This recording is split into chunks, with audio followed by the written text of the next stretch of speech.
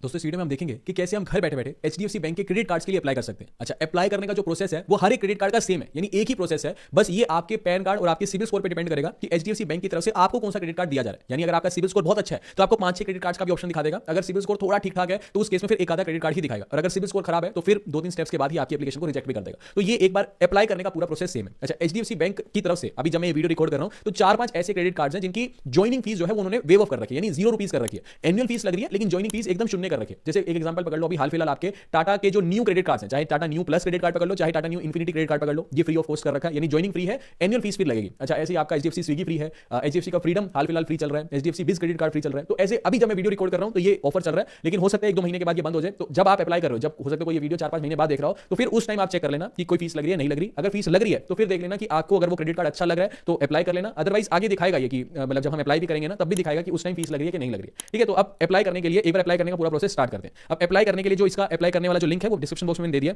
सभी credit cards का common link रहता है। ठीक है, तो जैसे उस लिंक पे आप क्लिक करोगे आपके सामने कुछ ऐसा इंटरफेस दिखाई देगा, यानी जो फ्रंट पेज है ये आपका ओपन हो जाएगा। यहाँ पे सबसे पहले आपको अपना मोबाइल नंबर एंटर करना है, फिर नीचे ये बोल रहा है कि वैलिडेट करना है, तो यहाँ पे आप अपनी डेट ऑफ बर्थ भी एंटर कर सकते हो या फिर नीचे पैन कार्ड आप एंटर कर सकते हो, कुछ भी एंटर कर सकते हो। तो मैं यहाँ पे अपनी डेट ऑफ बर्थ एंटर कर देता हूँ, ऊपर मोबाइल नंबर एंटर कर देता हूँ और फिर उसके बाद सबसे नीचे गेट ओटीपी वाले ऑप्शन पर क्लिक कर देता हूँ। उसके बाद अगले पेज पर मेरे मोबाइल फोन पर वेरिफिकेशन के लिए ओटीपी आएगा, वो ओटीपी मेरे को एंटर करना है। उसके बाद नीचे मेरे को फिर ये जो ऑप्शन आ रहा है ना, व्यू द बेस्ट कार्ड, इस ऑप्शन पर मेरे को क्लिक करना है। उसके बाद अगले पेज पर ये थोड़ा सा लोडिंग टाइम लेगा, आपको इसी पेज पे बने रहना है। फिर ये अगले पेज पे बोल रहा है अपनी कुछ बेसिक डिटेल्स आप एंटर कर दो। जैसे सबसे पहले मेरे को अपना फर्स्ट नेम एंटर करना है, मिडिल नेम है तो ठीक है, नहीं तो खाली भी छोड़ सकते हो। ऐसे फिर मेरे को अपना लास्ट नेम एंटर करना है, फिर यहाँ पे जेंडर सेलेक्ट करना है, मेल फीमेल जो भी है। फिर उसके बाद नीचे आपको अपना पैन कार्ड का नंबर एंटर करना है, तो जो भी आपका पैन नंबर है वो आपको यहाँ पर एंटर करना है। पैन नंबर एंटर करने के बाद नीचे ये बोल रहा है कि आपकी जो भी पर्सनल ईमेल आईडी है, ऑफिस वाली मत देना कि जैसे मान लो कोई टीसीएस में काम कर रहा है और उसका नाम राकेश कुमार है, तो राकेश कुमार @tcs.com ऐसी होती है ना, तो वो वाली मत देना। जो आपकी पर्सनल ईमेल आईडी है, जीमेल वाली होगी ना, वो आप अपनी एंटर कर देना। फिर ये बोल रहा है कि आपका एम्प्लॉयमेंट का टाइप क्या है, कि आप सैलरीड हो, क्या बोलते हैं सेल्फ एम्प्लॉयड हो, तो कहीं जॉब करते हो तो सैलरीड, अगर सेल्फ एम्प्लॉयड बिजनेस खुद का है तो सेल्फ एम्प्लॉयड सेलेक्ट कर लेना। तो यहाँ पे बिजनेस टाइप आपको सेलेक्ट कर लेना। फिर नीचे ये बोल रहा है कि कंपनी का नाम क्या है, तो जो उनकी फर्म का नाम है वो हम एंटर करेंगे। अगर कोई सैलरीड सेलेक्ट कर रहा है तो फिर आपको अपनी कंपनी का नाम एंटर करना है जिसमें आप जॉब करते हो, तो यहाँ पे कंपनी का नाम एंटर करना है। फिर करंट डेजिग्नेशन क्या है, कि आप टीम लीडर हो या कोई सैलरीड क्लास है तो उसकी बता रहा हूँ। सेल्फ एम्प्लॉयड है तो वो तो अपना एमडी सीईओ कुछ भी डाल सकता है। ठीक है, फिर नीचे बोल रहा है क्योंकि सेल्फ एम्प्लॉयड हमने सेलेक्ट किया तो ये जीएसटी नंबर मांग रहा है, अपनी फर्म का जीएसटी नंबर दे दो। जीएसटी नंबर है तो ठीक है, नहीं तो खाली भी छोड़ सकते हो। अगर कोई सेल्फ एम्प्लॉयड सेलेक्ट कर रहा है, सैलरीड अगर कोई सेलेक्ट कर रहा है तो वहां पे जीएसटी का नंबर का ऑप्शन पूछेगा नहीं। फिर ये बोल रहा है कि अपनी वर्क ईमेल एड्रेस आप एंटर कर दो, तो अगर कोई है तो आप एंटर कर सकते हो। कि जैसे मान लो मैंने बताया ना कि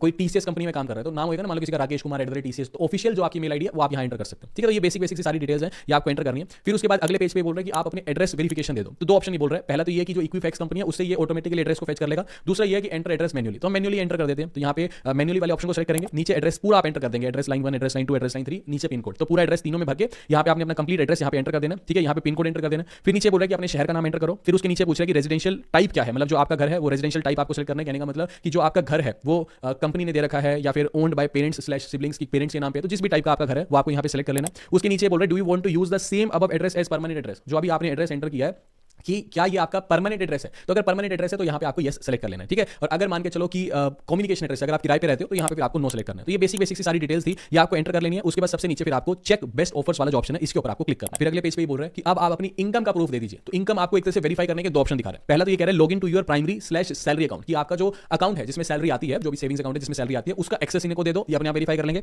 दूसरा ये है manually enter income and upload documents, कि आप मैन्युअली अपनी इनकम एंटर करो। लेकिन अगर आप मैन्युअली एंटर कर रहे हो ना हवा में, कि मान लो मैं साल के 5 लाख कमाता हूं तो 5 लाख एंटर कर दिया, तो इसकी जो वेरिफिकेशन है नीचे लिखा भी हुआ है वेरिफिकेशन इन फ्यू डेज, तो इसमें थोड़ा लंबा टाइम लगेगा। तो इसलिए हम पहले ऑप्शन को सेलेक्ट कर लेंगे log in to your primary salary account, ताकि इससे मतलब ऑटोमेटिकली ये मैं यहाँ पे जैसे अपने अकाउंट की डिटेल्स डालूंगा ना तो ऑटोमेटिकली मेरे अकाउंट से मेरी सैलरी देख लेंगे कि हाँ इनको पता होता है कि 5 तारीख को आएगी, 1 तारीख को आएगी, ऑटोमेटिकली फेच कर लेते हैं स्टेटमेंट से। तो पहले वाले ऑप्शन को मैं क्लिक करूंगा, यहाँ से मैं अपनी जैसे ही सारी की सारी डिटेल्स को वेरीफाई कर लूंगा ना, उसके बाद अगले पेज पे देखो यहाँ पे ये ऑप्शंस दिखा रहा है, यानी सैलरी देख ली इसने, पैन कार्ड हमने एंटर कर दिया, इन दोनों को फेच करके इसने यहाँ पे हमें 3 कार्ड्स के ऑफर दिखाए। पहले का नाम है बिज ग्रो, दूसरे का नाम है बिज ग्रो रुपए और तीसरा है बिज फर्स्ट। यानी कहने का मतलब क्योंकि हम जिसके लिए अप्लाई कर रहे हैं हमने सेल्फ एम्प्लॉयड डाला था, तो इसने इसीलिए इसने जो है बिजनेस से रिलेटेड जो क्रेडिट कार्ड्स फीचर्स देते हैं ना वो वाला ऑप्शन दिखाया। अगर कोई सैलरीड डालता तो हो सकता है उसे कोई टाटा का कार्ड भी आ जाता, या एचडीएफसी का फ्रीडम कार्ड भी आ जाता, या फिर कोई भी एचडीएफसी का मिलेनिया कार्ड भी आ जाता, तो हो सकता है कोई भी कार्ड आ जाता। तो डिपेंड करता है कि आप क्या डाल रहे हो, सैलरी डाल रहे हो, सेल्फ एम्प्लॉयड डाल रहे हो। किसी का सिविल स्कोर बहुत ही अच्छा होता तो हो सकता है 5-7 कार्ड्स भी उसको दिखा देता है अप्रूवल में। कहने का मतलब अप्लाई का प्रोसेस बिल्कुल स्मूथ है, सभी कार्ड्स के लिए सेम है, जो अप्रूवल में आएंगे वो यहाँ पे दिखाता चला जाएगा। ठीक है, तो यहाँ पे ठीक है, अगर कोई कार्ड लेना है तो यहाँ पे इस पेज को थोड़ा नीचे की तरफ आपको स्क्रॉल डाउन करना है, तो इसके फीचर्स भी ये सारे के सारे दिखा देगा। और अगर आपको ये कार्ड लेना है तो यहाँ पे आपको सिंपली नीचे गेट दिस कार्ड के ऑप्शन पर क्लिक करना है। उसके बाद अगले पेज पे बोल रहा है कि अब आपको अपनी केवाईसी कंप्लीट करनी है। अब केवाईसी के भी 2 तरीके हैं, पहला तो ये है कि